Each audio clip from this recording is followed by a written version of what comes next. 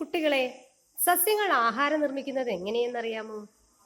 സസ്യങ്ങൾ ആഹാരം നിർമ്മിക്കുന്ന പ്രക്രിയയ്ക്ക് പറയുന്ന പേരാണ് പ്രകാശ സംശ്ലേഷണം.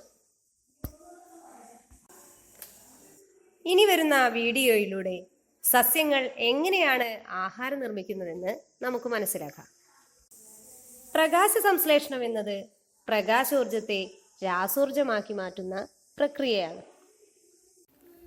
സസ്യങ്ങൾ വേരിലൂടെ ജലവും ലവണവും വലിച്ചെടുക്കുന്നു. അന്തരീക്ഷത്തിൽ നിന്നും കാർബൺ ഡയോക്സൈഡ് ഇലകൾ സ്വീകരിക്കുന്നു. ഇലകളിലൂടെ എങ്ങനെയാണ് കാർബൺ ഡയോക്സൈഡ് സസ്യങ്ങൾക്ക് ലഭിക്കുന്നത്? നോക്കൂ, ഇലകളിൽ കാണുന്ന ചെറിയ സുഷിരങ്ങളാണ് ആസ്യരന്ധ്രങ്ങൾ.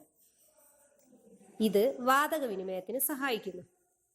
ആസ്യരന്ധ്രം വഴിയാണ് സസ്യങ്ങൾ പ്രകാശ സംശ്ലേഷണത്തിന് ആവശ്യമായ കാർബൺ ഡയോക്സൈഡ് സ്വീകരിക്കുന്നതും ഈ പ്രവർത്തനശേഷം ഉണ്ടാകുന്ന ഓക്സിജനെ പുറത്തുവിടുന്നതും. ഇലകൾക്ക് പച്ചനിറം നൽകുന്ന വർണ്ണവസ്തുവാണ് ഹരിതകം.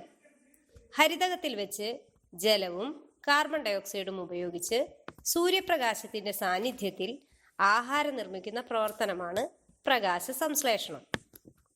പ്രകാശ സംശ്ലേഷണത്തിന്റെ ഉൽപ്പന്നമാണ് ഗ്ലൂക്കോസ്. ഇതോടൊപ്പം ഓക്സിജനും ഉണ്ടാകുന്നുണ്ട്. ഈ ഓക്സിജൻ പകൽ സമയത്ത് സസ്യങ്ങൾ പുറത്തുവിടുന്നു. പ്രകാശ സംശ്ലേഷണ സമയത്ത് ഉണ്ടായ ഗ്ലൂക്കോസ് പിന്നീട് അന്നജമാക്കി മാറ്റപ്പെടുന്നു.